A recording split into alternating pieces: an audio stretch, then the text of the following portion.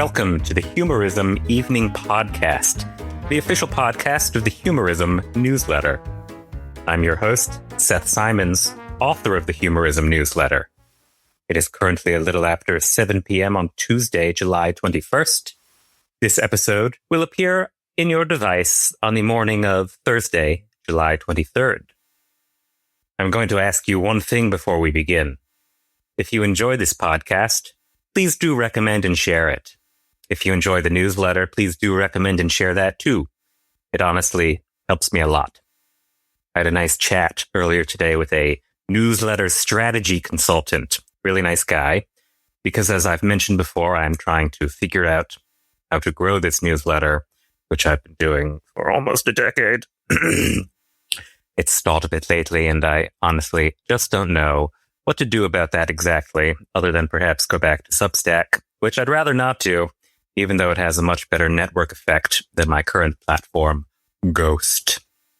I also don't want to make a video podcast, even though apparently that's the hot new surefire way to make your content travel.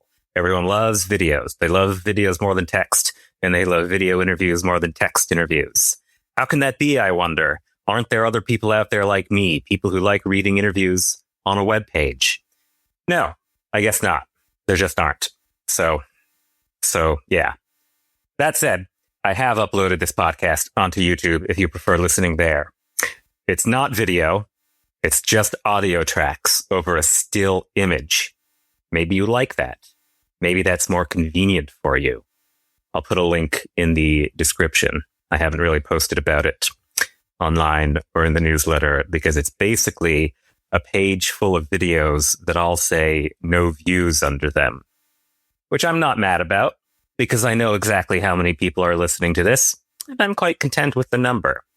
But still, it doesn't really look good in promotional image form to send a bunch of people to a page of no views videos. Anyway, I told you before about the feed tracker, the comedy feed tracker tool I'm developing. It's almost ready. I think we should be launching next week. If you're a paying subscriber, you've already seen and maybe even played around with the beta version a little bit. If you've sent me your feedback, I do appreciate that, and I forwarded it to the developer. If you're not a paying subscriber and you want early access, well, you know what to do. What else? I went on my friend Mary Houlihan's podcast yesterday, the comedian Mary Houlihan, host of The Mary Houlihan Show on YouTube and other platforms. Had a great time. We talked about comedy and the right and what to do about all these Nazis. I think she and I disagree a bit about the value of trying to reach out to and persuade the Nazis in comedy, but that's okay. I know that I'm a bit of an outlier in my belief that these people, the Dave Smiths and Joe Rogans and Theo Vons and Andrew Schultz's and Tim Dillon's are not worth the energy of trying to persuade over to the left or to use as a way of reaching their own audiences. I believe that they are at heart driven by grievance and paranoia and bigotry. And I believe the damage they've already done is too immense to be forgiven so easily. I don't want them on my side. I want them marginalized, and I want them ostracized and made to feel viscerally that their views are unacceptable in civil society. I believe that we cannot take their money from them and we can't take their platforms from them, but I think we can take something just as important to them, which is the feeling of camaraderie and affirmation they get from being part of comedy's social club. It may be that to an extent, these guys relish bad press. They like being the bad guy in opposition to mainstream media and what have you. But I don't think they actually enjoy the feeling of lots of people not liking them. I think that's why cancel culture, I meant to say that in scare quotes, I think that's why cancel culture drove them all crazy. And it's why the vestiges of cancel culture still drive them all crazy. You may recall that Theo Von went a little bit crazy when DHS used a video of him in an ice promo, and he realized people might think he's anti-immigration, which he is. You may recall the entire Rogan crowd went a little crazy when Mark Maron, David Cross, and Zach Woods called them out for doing the Riyadh Comedy Festival. A while back, one of you sent me an episode of the comedian Adam Mitrani's podcast, where he said that he had recently spoken with Sam Morrill. We all know Sam Morrill, who co-hosts a podcast with Mark Normand and did the Riyadh Comedy Festival. And according to the comedian Adam Mitrani, he had recently spoken with Sam Morrill, who said he wouldn't have done the Riyadh Comedy Festival if he'd known how bad the backlash would be.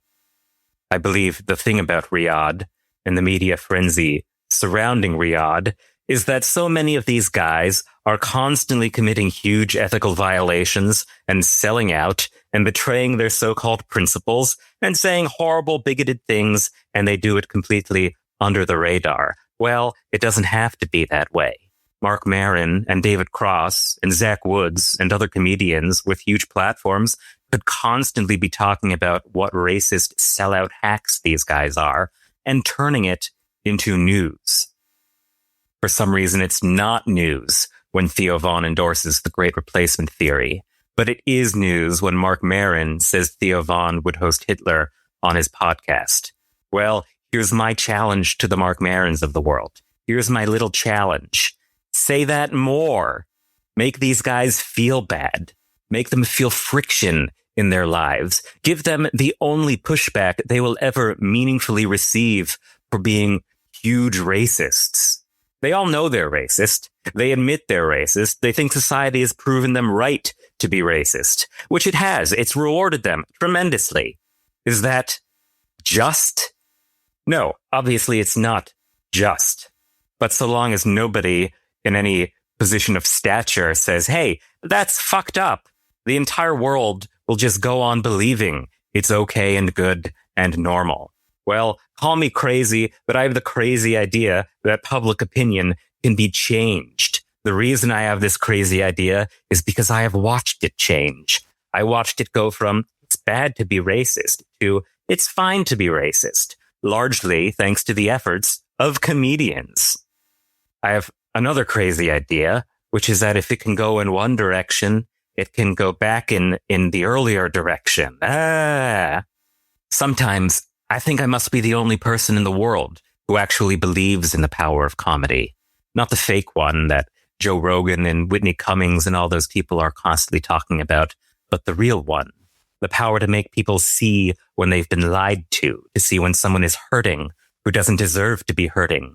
To make people feel deep in their body that language is a material thing with material effects. It's alive. It matters how we use it. But then I remember I'm not the only person who believes that. So do my 2,250 newsletter subscribers, and especially the ones who listen to this podcast. Speaking of racists, Shane Gillis broke world records with his show at the Lincoln Financial Field in Philadelphia last week. Specifically, he broke 2 world records. The one for the largest audience ever for a comedian, and the one for the most tickets sold for a comedy show by a solo comedian, which was a category that the good folks at Guinness newly created for the purpose of giving it to Shane Gillis for his show, which featured openers Matt McCusker and Jay Oakerson, before Gillis did a 30-minute set and then brought up Dave Chappelle for jokes such as this. Roll clip. I'll be J.D. Vance, and you be Joe Rogan. All right, ready? Hey, I'm a big faggot.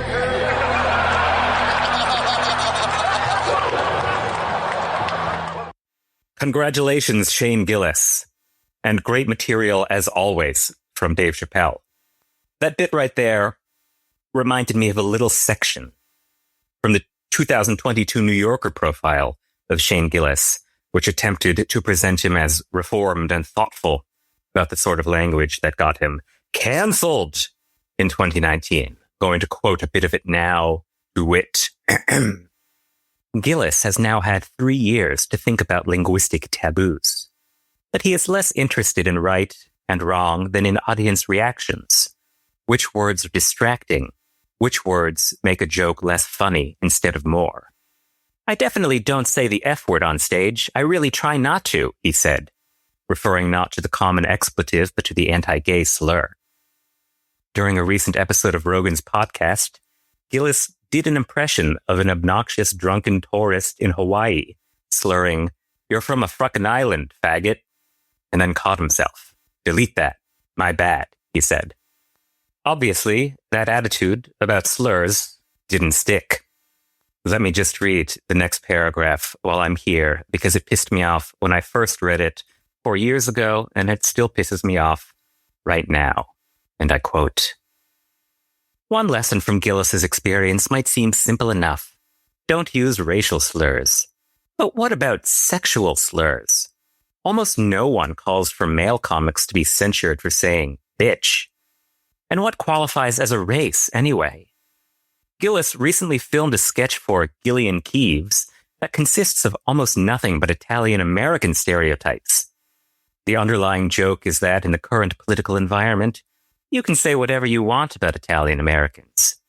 It is probable that the more taboo words there are, the less consistently the taboos will be honored. And it seems certain that there will always be comedians and audiences who revel in the illicit thrill of bad words, no matter how we define bad." As you may recall, I was interviewed for this article. I'm quoted in it. The author asked me that question about sexual slurs, and I sort of had to stop myself from saying, "That's stupid," which I think it is. Not because I think it's not comparable. I do think the word bitch is usually pretty hateful when we see it used in comedy and real life. And the reason it's rarely censured is because so much comedy is a vessel for the comedian's misogyny. It's just sort of the air, the water. No, I thought it was stupid because it was a completely ignorant or just willfully naive way of thinking about race and racism and what they are and how they work and how slurs work. And I think if you're going to ask that question, what qualifies as a race, in an article about a comedian using racial slurs, you probably owe it to your reader to actually try to answer it, rather than just concluding that, well, it's basically unanswerable. That said, it's certainly true that there will always be comedians and audiences who revel in the illicit thrill of bad words. Perhaps, another crazy idea here, perhaps because they agree with the things those words signify. Allow me to read from a thread a reader sent me from the platform Threads. It was written by a Black woman in Philadelphia about her experience at the Shane Gillis show. She doesn't name him because she doesn't want to get harassed, she says in the thread, so I'm not going to name her here, although I have reached out to see if she'd like to chat for the newsletter. All right, I'm going to read it now. There are bits where she uses emojis to stand in for various words like white, or she uses a ninja to signify the N-word, and I'm just going to read those as sort of normal text. Okay, here we go. Accidentally ended up at a MAGA light comedy show this weekend. It was a confusing and frustrating experience. I'm not even going to say the comedian's name because I don't feel like being harassed, but you could figure it out if you really wanted to. First sign I fucked up. Walking up to the stadium. Just a sea of white people. Barely any color. Then we get inside. We're going to our seats. A man in front of us has a cool shirt on. I tell my husband, "Oh, I like that," but then do a double take. There's literally 2 lightning bolts in the middle. The shirt says Murder Town, USA on the bottom. We look it up when we sit down. Yep, it's Nazi gear. The show opens with Jason Kelsey and Meek Mills, so super cool. I was like, okay, this is going to be bro central, but fun. Nope. First comedian was all right. He, white man, made a black fatigue joke that was funny, but that crowd laughing rubbed me the wrong way. Context. His wife is black, as are his kids. That's Matt McCusker. Second comedian is where I was like, yup, this is Def MAGA vibes. He made a ton of trans jokes. He was like, almost so transphobic it circled back to being gender affirming. If you know, you know. But they were distasteful. Also, side note, he said people giving minors gender-affirming care should go to jail, and then conflated that care with minors getting plastic surgery. That's literally not what that care is, and y'all are dumb. This is Jay Okerson. Then he made a black joke, and genuinely, even though the crowd gave MAGA light, people around us at least were 50-50 in their reactions. The context was that his friend got cut off by a black deaf man while driving. He had a deaf bumper sticker. He then said, "I told my friend to sign E and R at him. He'll get the gist." Crowd half gasps, half laughs, so he goes, "She should learn A too, because some of them are our friends." We should have left then, but we were like, let's stick it out. Maybe the main guy isn't so bad. He made some race jokes that weren't bad, in my opinion, but he did make a joke about watching high school girls develop as their coach. It was gross. Then the show closed with 3-6 Mafia, which was a random choice, LOL. But they're singing their one song, which has the N-word in it, a lot. And they keep holding the mic out at that part for the crowd to sing and say it. They were getting maybe 50% of the folks to do it and go, "What? White people can say it." No. The show ends. We bike home. On the ride back, my husband and I were both debriefing. He felt bad about it. He's white. And wanted to make sure I knew he was a fan only of that comedian's Netflix show. He never watched his stand-up or listened to the podcast he apparently co-hosts with Rogan. And now hubby is upset because he bought this man's merch before the show started. End block quote. Isn't that special? Isn't that just so special? Tens of thousands of white people shouting the N-word at Lincoln Financial Field. Comedy really does bring people together. Here's another thing I want to talk about. Recently, I noticed that Andrew Schultz, whose Instagram story I peek in on because I peek in on lots of comedians' Instagram stories, had frequently been posting about Sesh, the nicotine pouch, trying to compete with Zyn, the other nicotine pouch. I don't know much about nicotine pouches. I don't do nicotine pouches, but I noticed that he was posting about it a lot. And I thought to myself, I wonder if he has a financial stake in it. And then I Googled whether he has a financial stake in it. Yada, yada. He does. He does have a financial stake in it. He's one of many celebrity investors in the product, which also has $40 million in venture capital funding from Palantir founder Joe Lonsdale, who once had a dinner at his house that Tim Dillon went to, but that's neither here nor there. And that's not even what I want to tell you about. What I want to tell you about is this. Upon learning that information, I remembered a conversation I had years ago with my friend Sam, friend of the podcast, where I mentioned that all these comedians were using Yondr pouches at their comedy shows. And he said I should look up who owns Yondr. And I filed that away in my head, but never actually did it. Yondr, as you recall, is a little pouch that you put your phone in at a comedy show and it locks and you can't use your phone during the show. For instance, if you wanted to record the comedian and then spoil their set online. Lots of comedy clubs make their audiences use these pouches, and so do major comedians when they tour at major venues. Right now, I'm looking at event settlement documents from a Hassan Minhaj show in 2024 at the University of Nebraska that lists $2,700 spent on Yondr pouches for the audience. And now I'm looking at documents from a Pete Davidson show at William Patterson University in New Jersey in 2023. This one shows $2,500 spent on Yondr pouches. Multiply all of this across dozens of comics doing hundreds of tour dates. I mean, hundreds of comics doing hundreds of tour dates. And you've got a nice little business. Plus, schools use them too to have students put their phones away. Anyway, egg on my face because I never followed Sam's advice and looked into it. And what I'm about to tell you now wasn't really difficult to find at all. It's public information. The following is from a 2020 Wall Street Journal profile of Yondr's founder, a guy named Graham Dugoni, who at the time was 33. And I quote, "Phone locks are the sole product offered by Yondr, a San Francisco firm founded by Graham Dugoni, 33, in 2014. Despite spending nothing on advertising, and like its flip phone owning founder and CEO, not having any social media presence, Yondr has increasingly gained traction throughout the entertainment world, especially with comedians like Ali Wong, Dave Chappelle, and Chris Rock.